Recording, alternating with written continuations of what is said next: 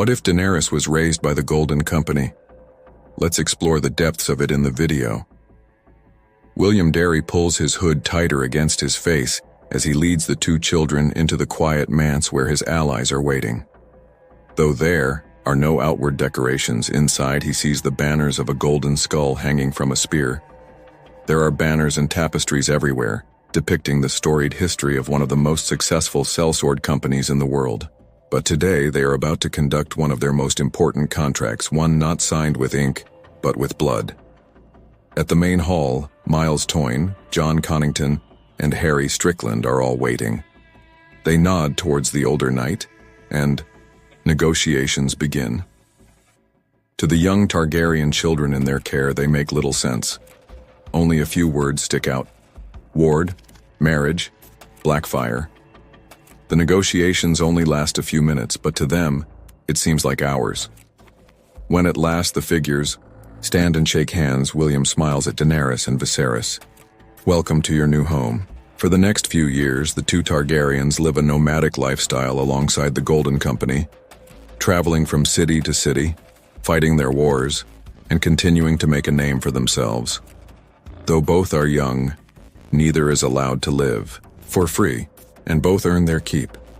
Viserys serves as the squire of Miles Toyne, while once Daenerys comes of age, she serves as the captain's cupbearer. William Darry continues to serve as their caretaker, as John Connington serves Aegon's six. Though life is difficult and they are unable to truly set down roots, the two grow up with a semblance of security and family, as the Golden Company protects them from outside threats. Over time, they also learn about the contract forged between Sir William and Miles Toyne. They promise to return to Westeros with their army and conquer it for the dragons. When that time comes, Aegon shall marry Daenerys, and Viserys shall serve as Lord of Dragonstone and Hand of the King. In the meantime, they maintain a low profile. Aegon is raised in secret to be trained for kingship, while the Targaryen siblings travel across Essos to gain wealth and connections. Here, their position in the Golden Company becomes an important factor. Their proximity to the organization's leadership allows them to see command firsthand. As Daenerys attends to the captains, she can listen in on their meetings, read their letters, learn about their strategies, and observe how they make deals and negotiations with allies. Harry also takes the time to teach her about different cities, their customs and leadership, who could be allies, who are exiles, and who might be useful in the future.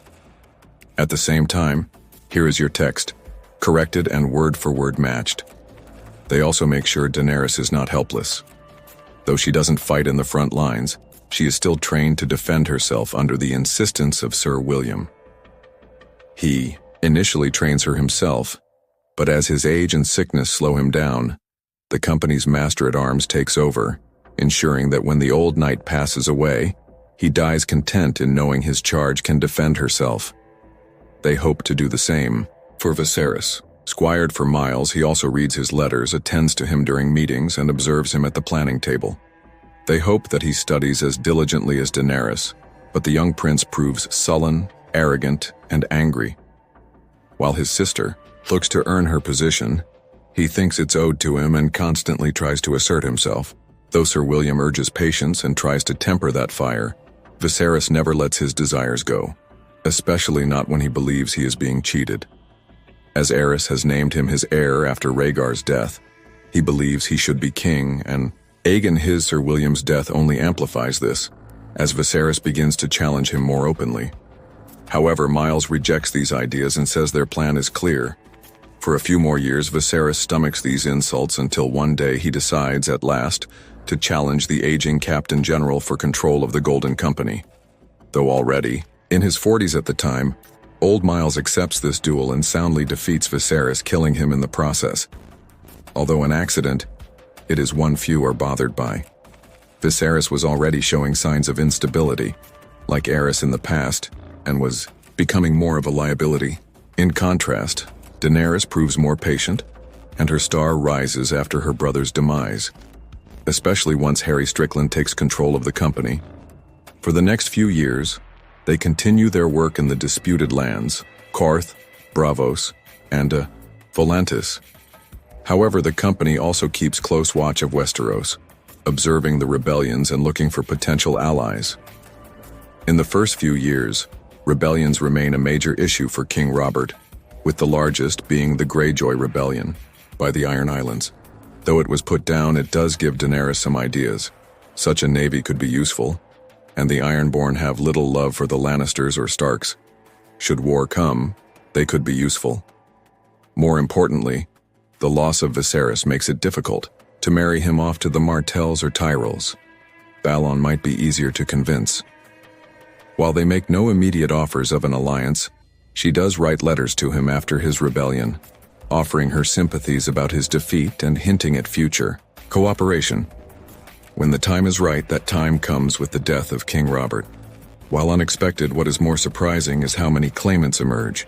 While Joffrey is his lawful heir, other claimants soon emerge, like the Baratheon brothers and even Robb Stark, who attempts to secede from the Seven Kingdoms. At last, Daenerys urges the Golden Company to strike. However, she is frustrated to see their inaction. She knows Harry Strickland is cautious by nature and refuses to act immediately. He insists they send word to Aegon and Jon Connington and wait for their arrival. Yet the other captains are less interested. They are like hunting, hounds straining at their leash, waiting to pounce. Seeing them so tense, Daenerys decides now is the time to act. The hall of the Golden Company is alive with murmurs, the tension as they meet to discuss their next plan. Harry has already finished his explanation, saying he has sent word to Jon Connington. But as he finishes, Daenerys can tell the captains are still anxious and rises to her feet. "My brothers, for years we have waited, watched the Seven Kingdoms tear itself apart, the Baratheons war amongst themselves, the North marches to independence. The Lannisters have made more enemies than allies. Meanwhile, the rest of the great houses sit unsure who to follow. And yet we still wait. You vowed to follow Aegon, but Aegon is not here. Let us march on ahead and take the lands we are owed. Perhaps he should even thank us when he finally arrives. The Seven Kingdoms are not so easily won, Princess. We cannot simply land and expect them to kneel. We must have gold allies. We will have them. The crown is in debt. They cannot afford to fight on all fronts. That is why you, Captain General, will travel across the free cities. We have friends in Braavos, in Lys, and Volantis. No man can make a deal as well as you. Promise them gold, promise them trade, promise them repayment with the spoils of conquest. There are exiles as well. Mercenaries, disgraced archons, impoverished merchants, and pirates. Call to them. Promise them that they may become the new lords after our reconquest. And if they refuse, then remind them that our victory is inevitable, that in standing against us they will lose everything when we win." A low chuckle ripples through the hall. Some of them like the sound of that. Daenerys takes a step forward, her presence filling the room. "And how do you plan on heading to Westeros without ships? The moment we depart from Essos, the crown will hear of it." "Oh, I have a plan for that. That is why I need you to create a contract for me. One that claims Tyrosh has hired us to sail to the Stepstones and conquer it for them. And be sure to accidentally let its contents leak. By the time they learn the truth, it will already be too late." A pause settles over the room, heavy with the weight of possibility. Strickland looks at her, still uncertain. Then, before he can speak, a voice cuts through the air. "Then it is a sound plan. I have seen it in the flames." The room turns as a figure steps forward from the shadows, her robes red, shimmering in the candlelight. Her fiery hair cascades over her shoulders, and in her eyes burns a light. Unnatural, otherworldly. She smiles as if she's been expecting this moment for years. "The Lord of Light has spoken. The flames called me here, to this place, to this woman. She is chosen. I was told at first to go to Dragonstone, but it seems that the flames have burned brighter here." A hush falls. Even the most skeptical of the captains cannot deny the power in her voice. Daenerys regards her warily. She has heard of Red Priests, of their power, their influence, but she also knows when to wield an opportunity. "You claim your god favors me? There is a darkness coming. Its shadow looms over the Seven Kingdoms, but its people remain ignorant of it. To overcome it requires a leader of unimaginable strength. You cannot possibly believe this madwoman, and yet the Red Temple is vast. Its followers are many. If the Lord of Light's servants believe in my cause, then why should we turn them away?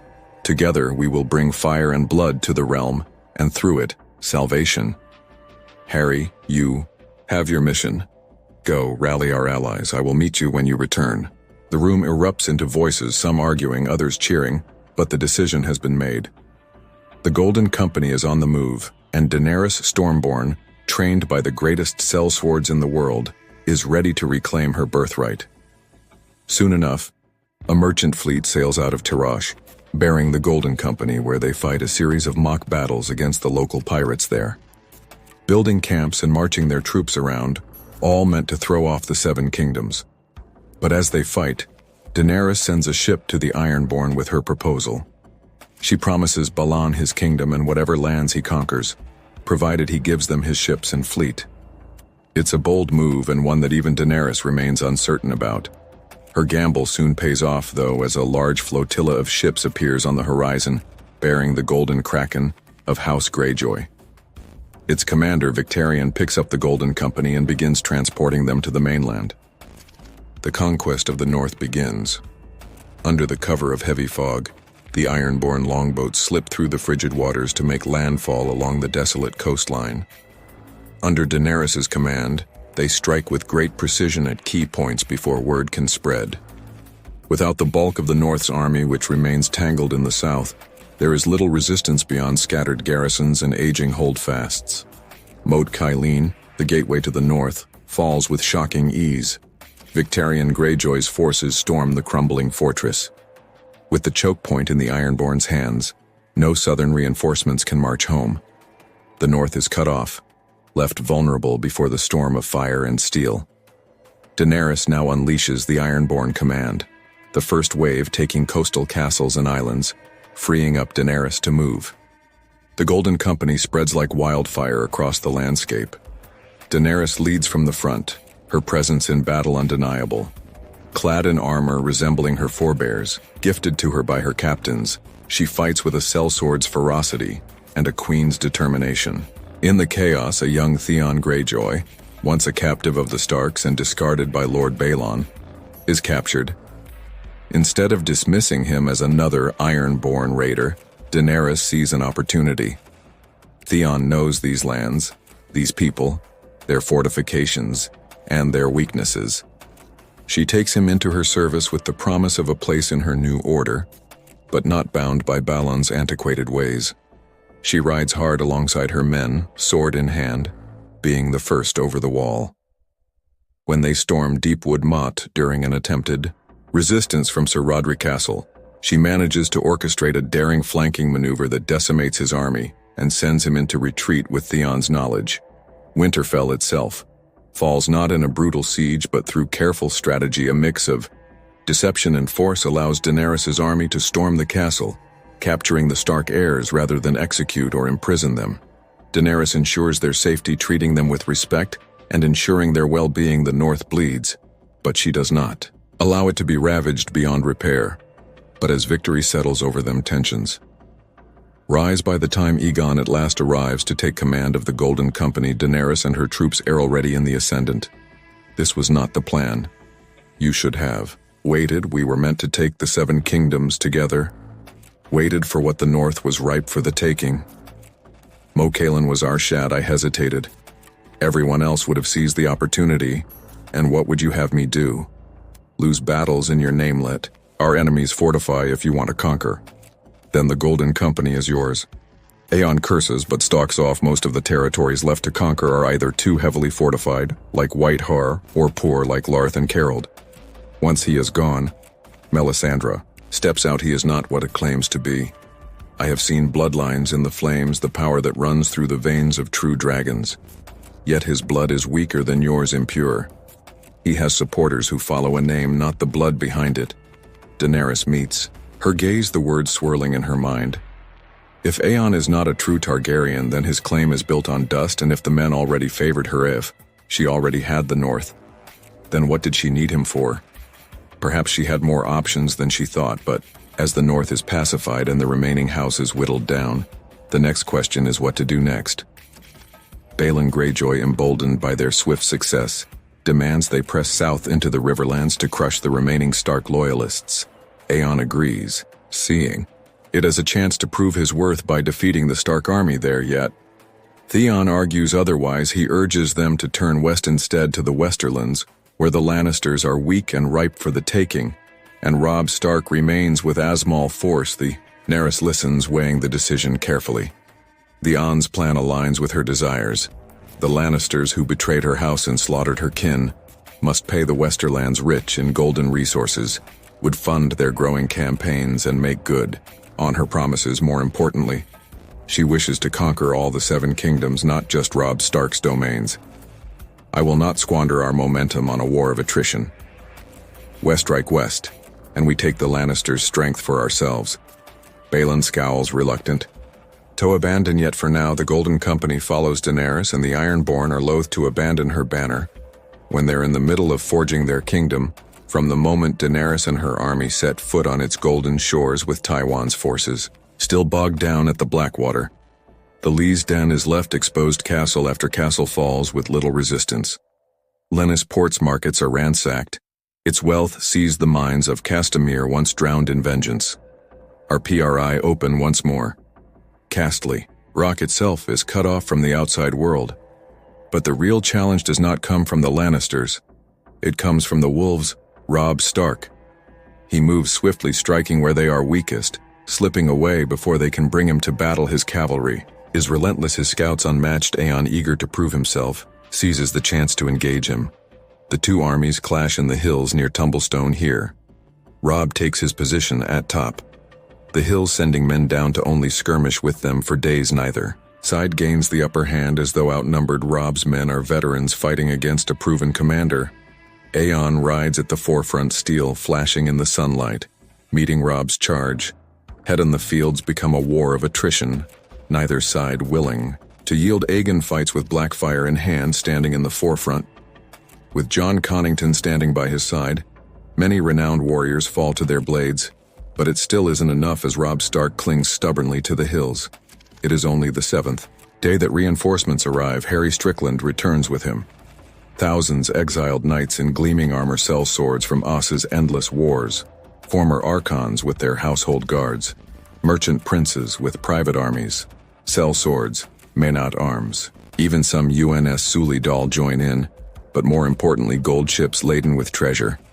The coffers of the Golden Company overflowing, favors have been called and debts repaid, and with their arrival the tide of war shifts. All of them pledge themselves to Daenerys, whom they've already heard about. Daenerys makes her move. She leads a bold assault on Robb's encampment. Her men, refreshed and eager, sweep through the Stark lines like wildfire. Though Robb, as a veteran commander, is not taken unaware, he simply doesn't have the numbers. The Starks huddle behind their organized defenses. Sharpened stakes, slow. Men down and ditches pull horses down, but they do not stop the tide. The Unsullied hack through the fortifications and rush through, allowing Daenerys to lead her forces in. By dawn, the encampment is overrun, with Robb Stark himself on the run. His forces scatter, slipping toward the Riverlands. The Westerlands belong to them. Yet when the men cheer, it is Daenerys' name on their lips.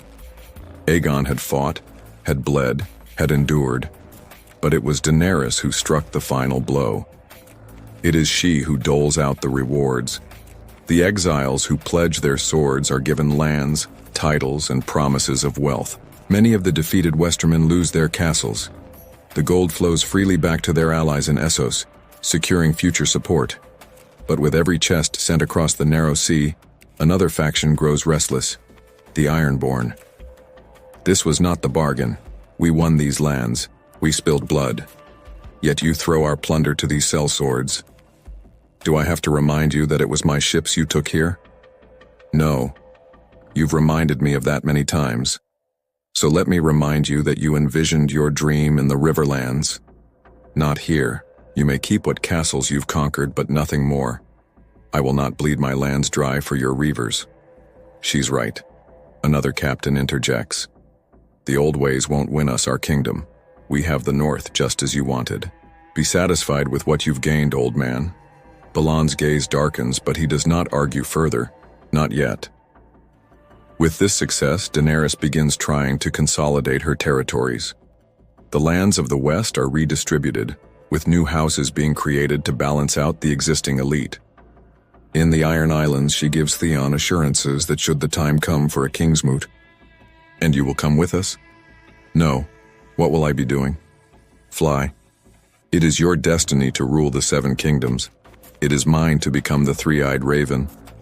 Daenerys stares at him, wondering how hard the boy had hit his head when he fell, but she can sense the determination in his eyes. And when the Reed children mirror his statements, Daenerys takes a deep breath and agrees. She looks back at her kingdom, one growing rapidly as she has conquered 3 out of the 7 kingdoms.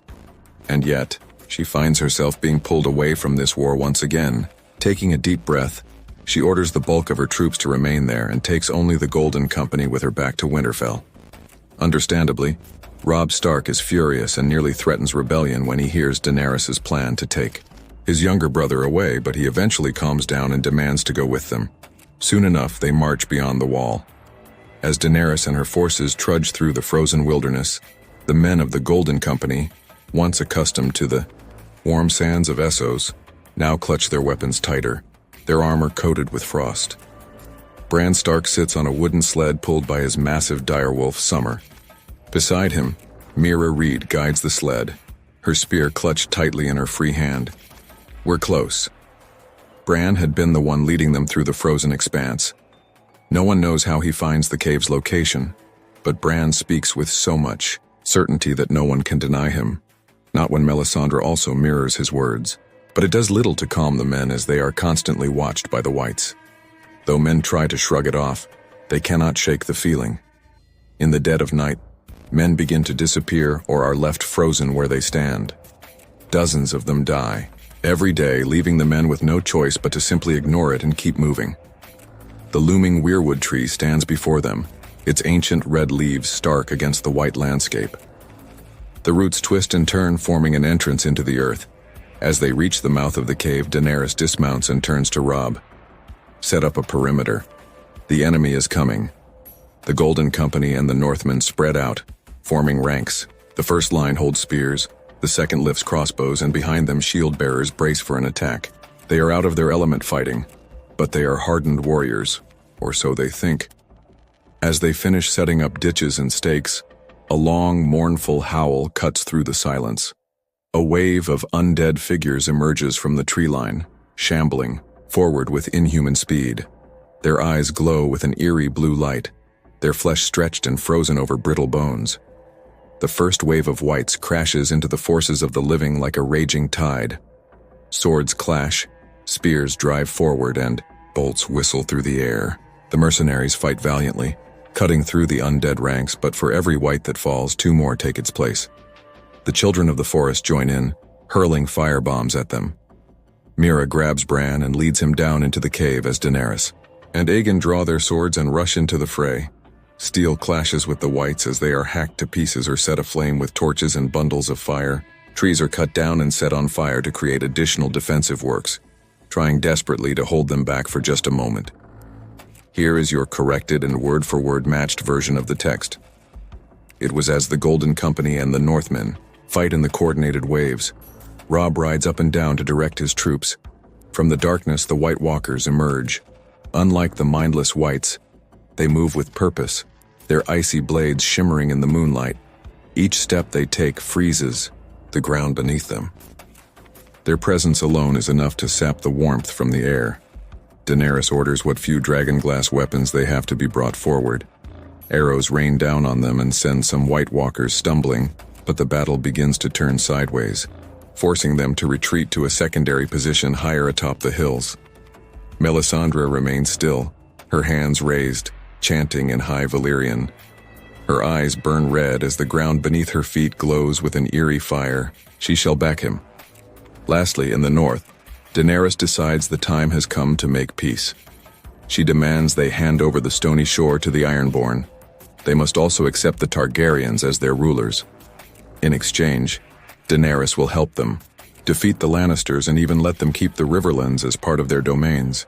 She even offers to help settle displaced noble houses in the Westerlands. Lastly, she will return Bran and Rickon to them. With their army defeated, the North blocked from them, and their leaders scattered, Robb has no choice but to agree. Fury and frustration weigh heavy on Aegon's shoulders as he rides north. The victory in the Westerlands should have been his. It was his battle, his struggle. Yet Daenerys reaped the glory. Now, while she lords over the wealth of Casterly Rock, he and his dwindling forces return to the north to consolidate what remains of his authority. But there is no time for rest. The wildlings have come. According to the Night's Watch, the word reaches them at Winterfell. Thousands of them are pouring past the Frostfangs and toward the wall. The Night's Watch, broken and thin, cannot hold them. If the North is to become part of his domain, he must defend it. The wildlings vastly outnumber his men, but they are undisciplined, scattered. His knights and sellswords hold firm as they throw themselves at Castle Black. No doubt, they were expecting a few Night's Watchmen, not thousands of trained men-at-arms and knights. They halt the wildling advance in its tracks and beat them back. Then he sallies forth and crushes them as they reel from the siege. When the dust settles, the victory is his. At last, he has a victory he can call his own. Yet rather than slaughter them, Aegon does something unexpected. He allows them through. If Daenerys may settle her exiles and mercenaries across the south, then I shall have my own allies in the north. The wildlings' weapons are confiscated, and their wealth is stored. Some refuse, fleeing into the frozen wastes, but many, wary of endless war, take his offer. He gives them land, lets them rebuild among the ruins of the gift. The lords of the north grumble, but they do not dare challenge him outright. When he questions them, escaping wildlings speak of the dead walking, a threat greater than any king or queen. Aegon listens, and for the first time, he considers something no king before him ever dared. Why should Westeros end at the Wall? For thousands of years, the lands beyond the Wall have been seen as inhospitable, a wasteland of ice and shadow. But Aegon sees something else: opportunity. If he can bring these lands to heel, his armies would be able to crush the wildlings. It should be possible to destroy these supposed whites and White Walkers. Should he succeed, he can even expand Westeros itself. So he marches north. The frozen tundra is unforgiving. The deeper they go, the harsher it becomes. The wildlings that join him speak of dangers worse than direwolves, worse than starvation. But Aegon does not listen. Then, in the dead of night, they come. The White Walkers. The battle is a massacre. In the dead of night, the Whites come rushing forward. Thousands of them at once. Yet the discipline of his sellswords and men-at-arms holds firm, using fortifications to halt them. Atop the fist of the first men, they rain fire and boulders upon them, just as the heavy cavalry comes rushing out and smashes into them. Hundreds fall beneath their hooves and lances. But as the knights raise their lances up high, the White Walkers come. They emerge in a chilling breeze that stops most men in their tracks, and with them come thousands more Whites, ripping through the dead. His men fall screaming, their weapons useless against icebound blades. Those who die rise again, blue eyes burning with unnatural light. The warhorns wail, and the retreat turns to a rout. Aegon flees with the survivors, barely making it back to the Wall. The truth is undeniable.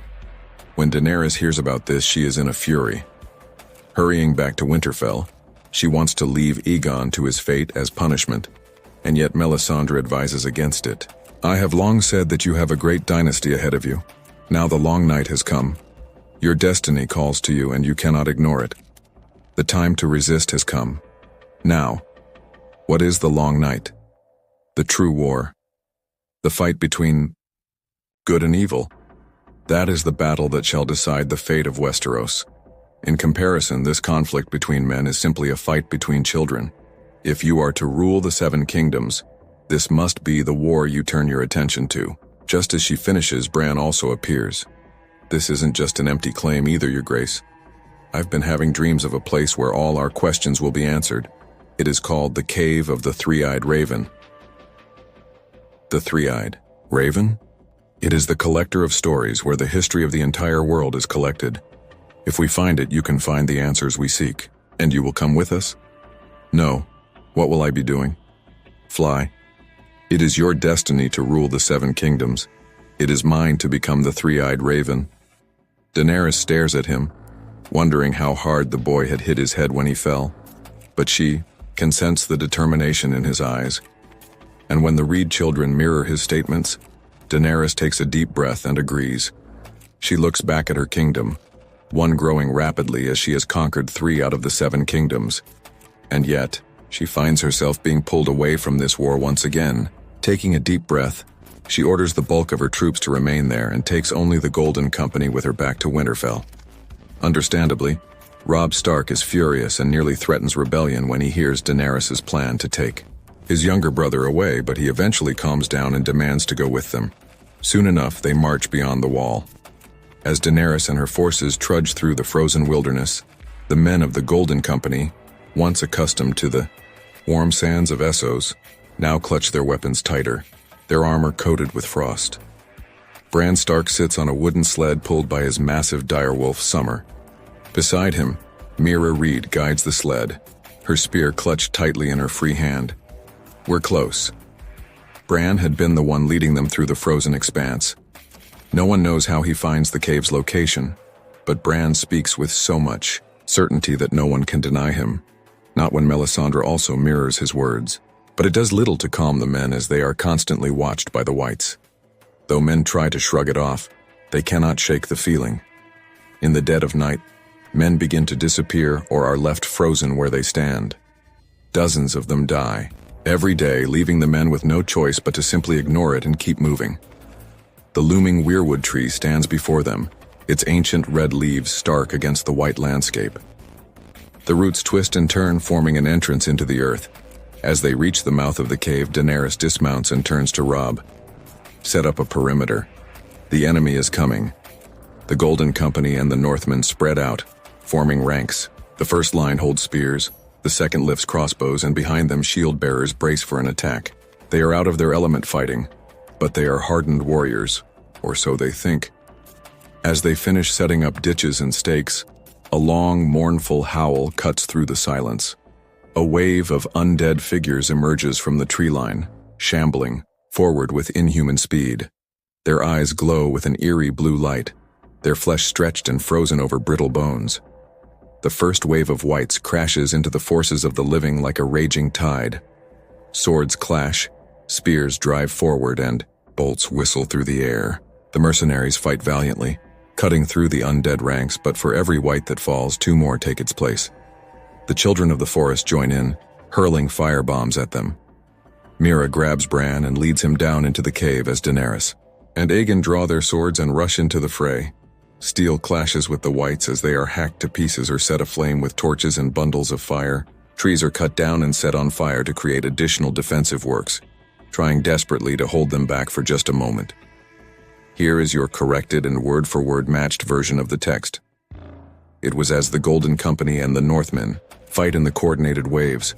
Robb rides up and down to direct his troops. From the darkness, the White Walkers emerge. Unlike the mindless Whites, they move with purpose, their icy blades shimmering in the moonlight. Each step they take freezes the ground beneath them. Their presence alone is enough to sap the warmth from the air. Daenerys orders what few dragonglass weapons they have to be brought forward. Arrows rain down on them and send some White Walkers stumbling, but the battle begins to turn sideways, forcing them to retreat to a secondary position higher atop the hills. Melisandre remains still, her hands raised, chanting in High Valyrian. Her eyes burn red as the ground beneath her feet glows with an eerie fire.